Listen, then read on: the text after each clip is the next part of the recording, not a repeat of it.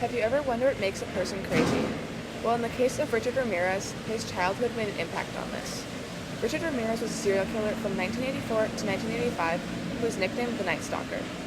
Richard was born into a family that struggled, with a father who was abusive and older siblings who frequently were getting into trouble. He was convicted for 13 murders and committing several other crimes, such as sexual assault, which landed him on death row.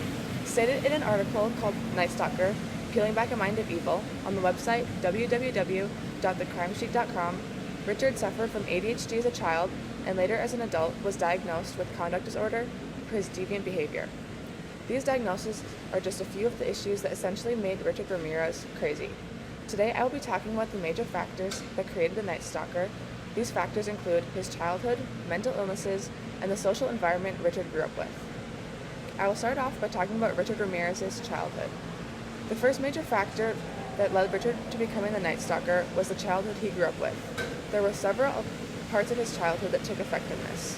One of the first factors was that Richard suffered from several injuries and birth defects.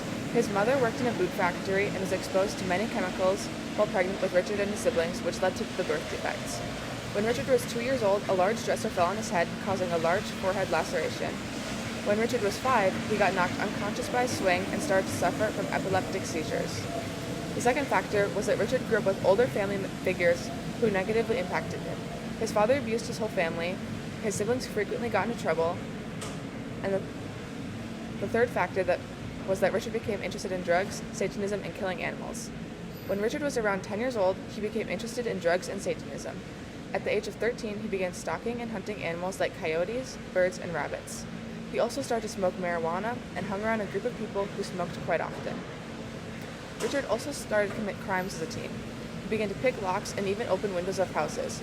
When he was a teen, he moved in with his older sister and regularly joined his brother-in-law while looking through people's windows. He even began entering some of the homes. He began to steal marijuana, and at age 17, he was sent to a Texas youth camp for juvenile delinquents. At 18 years old, he became a devout follower of the Church of Satan. After he moved to Los Angeles, he began to abuse cocaine and alcohol. Now I'll begin to talk about the Bandura's social learning theory, which shows reason for some of Richard's behavior as a child. The second major factor is how Richard was influenced by adults in his life based on Bandura's social learning theory. Bandura's social learning theory states that people's behavior is learned through watching family, role models, and even mass media as a child. It is stated that children try to imitate people they perceive as themselves. An observation Bandura conducted showed what happens to kids under the influence of observational learning. Richard was heavily influenced by his older cousin, Miguel Ramirez. Richard learned his sexual violence from his older cousin. His cousin shot and killed his wife in front of Richard, who was only 13 years old, and his cousin showed Richard photos and told him of his experience in the Vietnamese War, including those of a raped and dismembered Vietnamese woman his cousin had killed.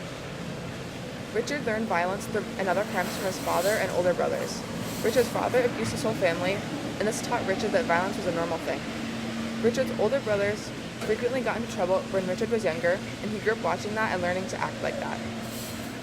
Now I'm going to talk about the psychological factors that affected Richard. The third major factor is the mental illnesses that Richard suffered from throughout his childhood and adulthood. The first mental illness he suffered from was conduct disorder. Richard was diagnosed with conduct disorder after he showed 10 out of the 15 possible symptoms of the illness. I will list some of the examples that Richard exhibited. He got into doing drugs and dropped out of school to engage in a crime-filled life, and he also exhibited violence by inflicting extreme pain onto his victims, sexually abusing them, and even killing people. The second mental illness Richard suffered from was psychopathy. What is psychopathy? The definition, as stated in the article, Psychopathy, Developmental Perspectives, and Their Implication for Treatment, on the website www.ncbi.nlm.snih.gov. Psychopathy is a neuropsychiatric disorder marked by deficient emotional responses, lack of empathy, and poor behavioral controls, commonly resulting in persistent antisocial deviance and criminal behavior. Psychopathy can be divided into two groupings: primary psychopathy and secondary psychopathy. How did Richard develop psychopathy? Richard witnessed many accounts of violence, criminality, and traumatic events as a child. The use of drugs, such as cocaine, also held a part in this development. Now that I've explained to you what can create a killer, Richard Ramirez in this example, I hope you feel well informed and satisfied with the information you took in today. Our childhoods, social environments, and mental states are huge influences in who we mature and develop to be. Richard Ramirez unfortunately experienced a rough life growing up, which negatively impacted all three of these factors. Even so, that does not justify the behavior Richard displayed throughout his life, only gives a small fraction of thoughts as to why he acted so. I hope everyone enjoyed this topic I spoke on today, and maybe will find it a new interest: what shapes a killer?